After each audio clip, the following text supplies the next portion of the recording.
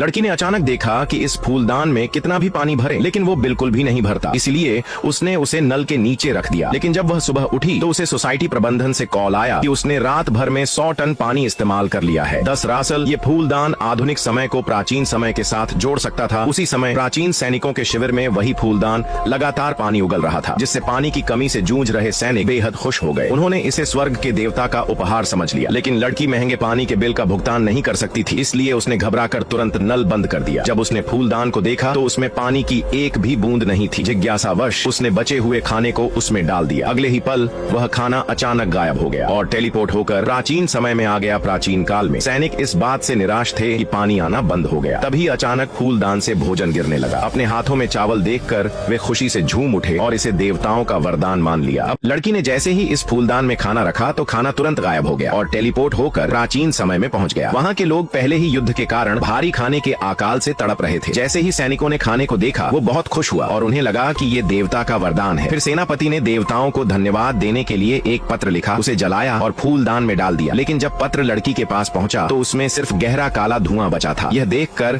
लड़की गुस्से से आग बबूला हो गई और फूलदान पर आरोप लगाया कि वह उसके घर को कचरा घर समझ रहा है। बदले की भावना में उसने बिना सोचे समझे घर का सारा एक्सपायरी खाना फूलदान में डालना शुरू कर दिया। उधर प्राचीन सैनिक इस खाने को देखकर बेहद उत्साहित हो गए। इस अकाल के दिनों में उनके लिए साधारण नूडल्स भी अनमोल खजाने के बराबर थे। लेकिन इतना सा खाना पूरे शहर और सैनिकों की भूख मिटाने के लिए काफी नहीं था। इसलिए सेनापति ने एक और पत्र लिखा और देवताओं से मदद मांगी। पत्र पढ़ने के बाद लड़की को एहसास हुआ कि यह फूलदान वास्तव में प्राचीन दुनिया से जुड़ा हुआ था। अब लड़की ने गुस्से में आकर घर का सारा एक्सपायरी खाना उठाकर फूलदान में डालना शुरू कर दिया। लेकिन खाना गायब होकर प्राचीन काल के अकाल में फंसे सैनिकों के पास पहुंच जाता है। इस खाने को देखकर सैनिक बेहद उत्साहित हो जाते हैं, क्योंकि इस अकाल के दिनों में उनके लिए ये अनमोल खजाना था। लेकिन राज्य के लोगों के लिए इतना खाना काफी नहीं था। सेनापति ने एक और पत्र लिखा और देवताओं से मदद मांगी। लड़की ने पत्र पढ़ा जिसमें लिखा था कि हे भगवान, हमें और राशन की जरूरत है, क्योंकि पड़ोसी राज्य ने हमारे ऊपर हमला कर दिया और लाखों की गिनती में सैनिक मारे गए और पूरा राज्य भूख से तड़प रहा है। कृपया करके हमारी मदद करो। पत्र पढ़ने के बाद लड़की को एहसास हुआ कि यह फूलदान वास्तव में प्राचीन दुनिया से जुड़ा हुआ था। इसलिए वो थोड़ा सोचती है और वो सेनापति के लिए एक पत्र लिखती है। वो उसे बताती है कि लाखों की गिनती में लोगों के लिए अकेले खाना इकट्ठा कर पाना मेरे लिए